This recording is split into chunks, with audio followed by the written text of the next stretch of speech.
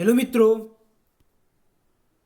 I am Mahendra Prajapati, department of physics, TY BSc physics sem 5 CC physics paper 502 unit 2 lecture 3 solid state physics part A free electron theory of metal. Last 2 લેક્ચરોમાં Drude model સમજાવો અને આ મોડેલની ધારણા જણાવો અને DC વિદ્યુત અવરોધકતાનું સૂત્ર મેળવો અથવા ડીસી વિદ્યુત વાહકતાનું સૂત્ર મેળવો નો અભ્યાસ કર્યો હતો. લાસ્ટ લેક્ચરોમાં ક્વેશ્ચન ધાતુ માટે ઉષ્માવાહકતાનું એટલે કે ઇલેક્ટ્રોનનું સૂત્ર તારવો એટલે કે ઉષ્માવાહકતા એટલે કે એની વ્યાખ્યા ડેફિનેશન પદાર્થના એકમ આડછેદના ક્ષેત્રફળના ધન ઉષ્માવાહકતા એકમ તાપમાન એટલે તાપમાન પ્રસરણવાળા બે સમતલને લંબરૂપે વહેતા ઉષ્મા પ્રવાહના મૂલ્યને તે પદાર્થના આપેલ તાપમાને ઉષ્માવાહકતા કહે છે. તેને કે વડે દર્શાવે છે એટલે કે અહીંયા કે ઇલેક્ટ્રોન એટલે કે અહીંયા ઇલેક્ટ્રોનની ઉષ્માવાહકતાની વાત થશે એટલે કે આન્સર ડ્રુડ મોડેલમાં ધાતુની ઉષ્માવાહકતા માટે ઇલેક્ટ્રોનને જવાબદાર ગણવામાં આવે છે. એટલે ડ્રુડ મોડેલમાં ધાતુનું વહન એ ઉષ્માવાહકતા ઇલેક્ટ્રોનના આધારે થાય છે એટલે કે ગણવામાં આવે છે કે આ ધારણા મુજબ ઉષ્માનું વહન એ અવાહક પદાર્થ પર વધુ ઝડપથી થાય છે કે ઉષ્માનું વહન એ અવાહક પદાર્થમાં ઝડપથી વધુ વહન થાય છે. આ મોડેલ પ્રમાણે ઉષ્માના વહન માટે આયનને જવાબદાર ગણવામાં આવતા નથી, કારણ કે આયનો એ સ્થિર એટલે ગતિ અમુક ગતિ દરમિયાન તે સ્થિર થઈ જશે, કારણ કે તે ગતિ દરમિયાન સ્થિર રહે છે. ધારો કે ધાતુના સળિયાના બંને છેડાઓનું તાપમાન સમય સાથે અચળ રાખવામાં આવે એટલે કે ધાતુનો સળિયો લો તેને એક છેડાને ગરમ કરવામાં આવે ત્યારે ત્યાં તેનું તાપમાન એ બીજા છેડા પર જશે એટલે કે એક છેડાનું તાપમાન વધારે હશે જ્યારે બીજા છેડાનું તાપમાન ઓછું હશે. એટલે કે તેટલું જ તાપમાન એ ગરમ છેડામાંથી ઠંડા છેડા તરફ જશે. એટલે કે જેટલી ઉષ્મા આપણે ગરમ છેડા ગુમાવે છે તેટલી જ ઉષ્મા ઠંડો છેડો મેળવે છે, એટલે કે ઉષ્મા અચળ રહે છે. એટલે કે સ્થાયી અવસ્થા ઉષ્મા મુજબ ઇલેક્ટ્રોનની ગરમ છેડામાંથી ઉષ્મા મેળવે છે, એટલે કે તેટલી જ ઉષ્મા ઠંડા છેડા પાસે મેળવે છે. જેટલી ગરમ છેડો ગુમાવે છે તેટલી ઉષ્મા ઠંડા છેડા મેળવે છે. એટલે કે અહીંયા આમ સળિયાનું વહન પામતી ઉષ્મા અચળ રહે છે. સળિયામાંથી વહન પામતી ઉષ્મા એ અચળ રહે છે.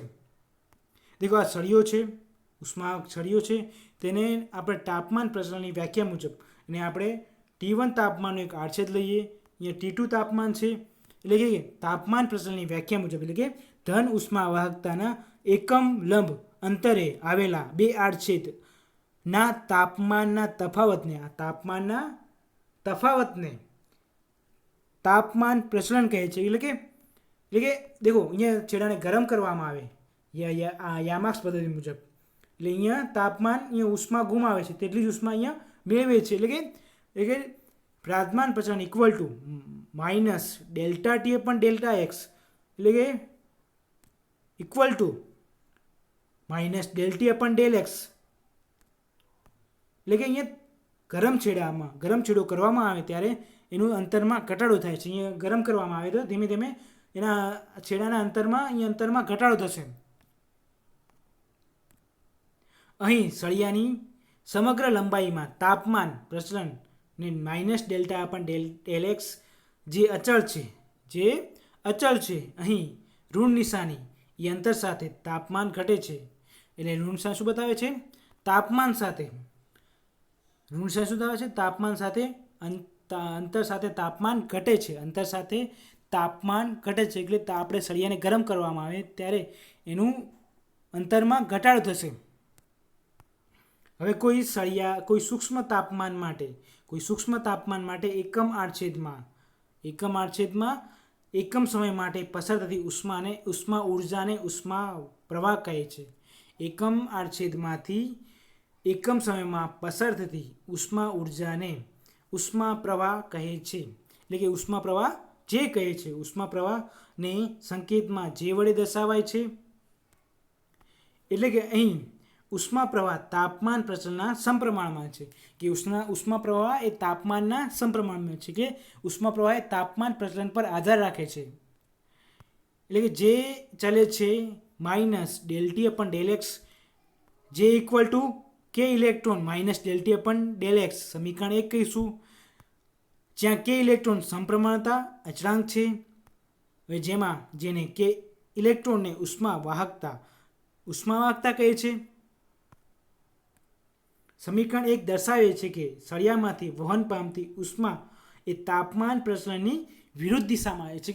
કે તાપમાન પ્રચલન એની વિરુદ્ધ ઉષ્મા એની વિરુદ્ધ દિશા જશે, અને તાપમાન એટલે કે બંને ઉષ્મા પ્રચલનની વિરુદ્ધ દિશામાં જશે. હવે સળિયામાં કોઈ એક દિશામાં ઉષ્મા પ્રચલન થાય તેવું વિચારો.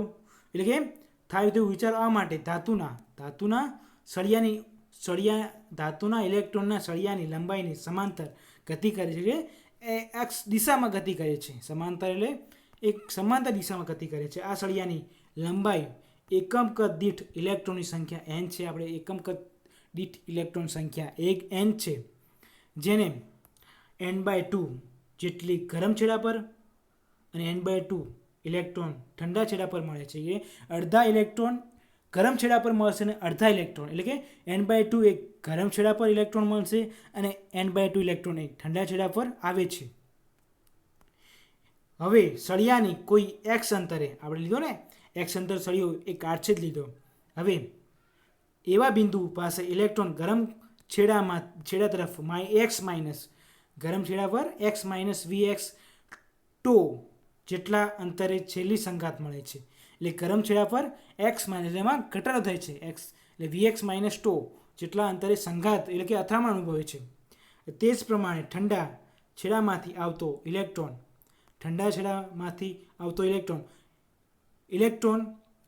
ઇલેક્ટ્રોન એક્સ પ્લસ વીએક્સ ટો એટલે કે આમાં ઠંડા છેડા પર વધારો થશે. એટલે આપણને એક્સ ઇક્વલ ટુ એલ મળ્યા હતા ને, એટલે કે ઇલેક્ટ્રોન એક્સ પ્લસ વીએક્સ ટો જેટલા અંતરે છેલ્લી સંઘાત અનુભવે છે.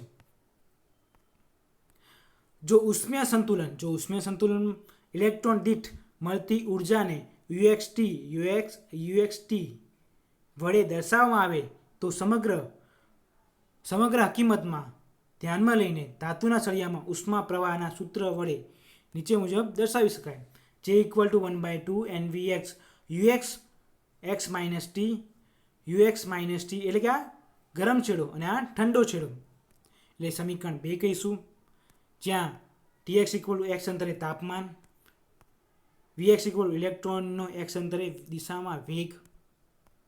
હવે સમીકરણ 2 પરથી જે equal to 1/2 NVX UT x કાઉન્સમાં x minus VX tau minus UX UT x plus VX tau equal to એટલે કે આપણે આ કાઉન્સ છોડીશું equal to 1/2 NVX UTX minus UT VX tau minus UTX minus UTVX to.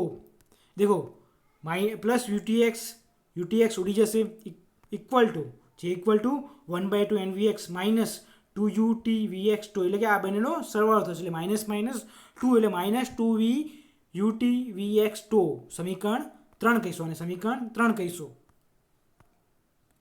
હવે સમીકરણ 3 પરથી જે equal to 1/2 NVX minus UTVX to देखो 2 उड़ी जैसे आ 2 उड़ी जैसे माइनस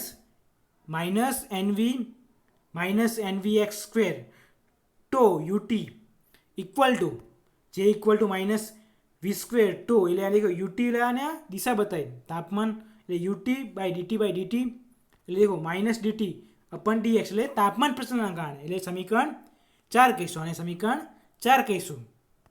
હવે સમીકરણ 4 અને સમીકરણ 1 ને સરખાવતા સમીકરણ 4 અને 1 ને समीकरण 4 અને 1 ने सरखावता देखो के equal to K electron minus D T upon D X equal to N V square tau U by D T minus D T upon D X એટલે કે minus D T upon D X બંને બાજુ ઉડી જશે એટલે કે electron equal to N V X square tau D U by D T K electron equal to N D U by D T V square tau એટલે શું કર્યું દેખો વી સ્ક્વેર બાય ટુ યુટી એટલે યુટીને આગળ લખ્યા એટલે સ્થાનીય એટલે બદલી કરી કે ઇલેક્ટ્રોન ઇક્વલ ટુ સી કે ઇલેક્ટ્રોન સી વી સ્ક્વેર ટો સમીકરણ 5 કહીશું એટલે કે જ્યાં એન વી એક્સ સી ઇલેક્ટ્રોન લખ્યા ઇલેક્ટ્રોનની વિશેષ ઉષ્મા આની જગ્યાએ આપણે ઇલેક્ટ્રોનની વિશેષ ઉષ્મા લખ્યા સી ઇલેક્ટ્રોન લખ્યા સી ઇલેક્ટ્રોન સમીકરણ નંબર 5 કહીશું હવે અહીં V X square equal to 1/3 V square એટલે અહીંયા વી ઇક્વલ ટુ પરિણામી વેગ V X square V Y square V Z square equal to 3v square એટલે કે electron equal to C electron 1 એટલે સી એટલે વિશિષ્ટ ઉષ્માવાહકતા ઇલેક્ટ્રોનની વિશિષ્ટ 1/3 વી સ્ક્વેર ટો સમીકરણ નંબર 6 કહીશું આને હવે સમીકરણ 6 પરથી કે electron equal to C electron 1/3 V square ટો equal to c equal to 1/3 V into એટલે આના બે ભાગ કરે વી ઇન્ટુ વી કે ઇલેક્ટ્રોન સી ઇલેક્ટ્રોન એટલે 1/3 વી into tau equal to lambda મૂકતા V equal to tau V into tau એટલે લેમ્બડા મૂકીએ આપણે સમીકરણ આને 7 કહીશું હવે દેખો ઇલેક્ટ્રોનની વિશેષ ઉષ્મા બરાબર c electron equal to 3/2 n k b T સમીકરણ નંબર 8 કહીશું અને દેખો હવે ઇલેક્ટ્રોનની ગતિ ઉર્જા ઇક્વલ ટુ 1/2 એમવી સ્ક્વેર 3/2 કે બી ટી એટલે ગતિ ઉર્જા અને સ્થિતિ ઉર્જા એટલે 1/2 એમવી સ્ક્વેર એટલે શું થશે આમાં 1 દેખો 2 ડી હશે બંને બાજુ એમવી સ્ક્વેર 3 કે બી ટી એટલે વી સ્ક્વેર આ બાજુ અને એમ આ બાજુ હશે એટલે એમ વી સ્ક્વેર ઇક્વલ ટુ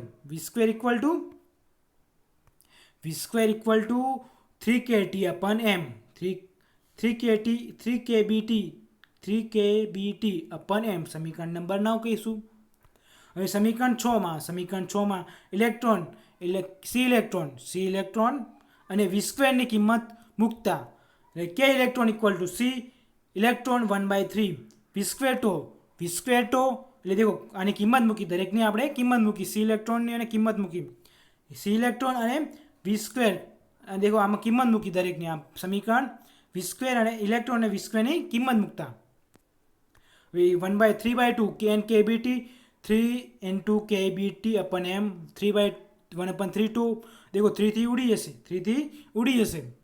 એટલે देखो के इलेक्ट्रॉन 3/2 एन के बी टी स्क्वेर अपन एन के बी टी स्क्वेर इंटू 2 अपन एम इंटू टी समीकरण नंबर 10 कहीशू देखो के बी टी એટલે के बी टी स्क्वेर થશે equal to K electron equal 3/2 N के बी स्क्वेर 2 अपन एम इंटू 2 समीकरण नंबर 10 कहीशू હવે સમીકરણ 10 એ ધાતુની ઉષ્માવાહકતા દર્શાવે છે સમીકરણ 10 એ ધાતુની ઉષ્માવાહકતા દર્શાવે છે જે ઉષ્માવાહકતાનું સમીકરણ દર્શાવે છે એટલે કે આમ આ સમીકરણ ઉપરથી કહી શકાય છે કે ધાતુમાં ઉષ્માવાહકતા એ નિરપેક્ષ તાપમાનના સમપ્રમાણમાં છે કે ધાતુની ઉષ્માવાહકતા કે ઇલેક્ટ્રોન ટીના સમપ્રમાણમાં છે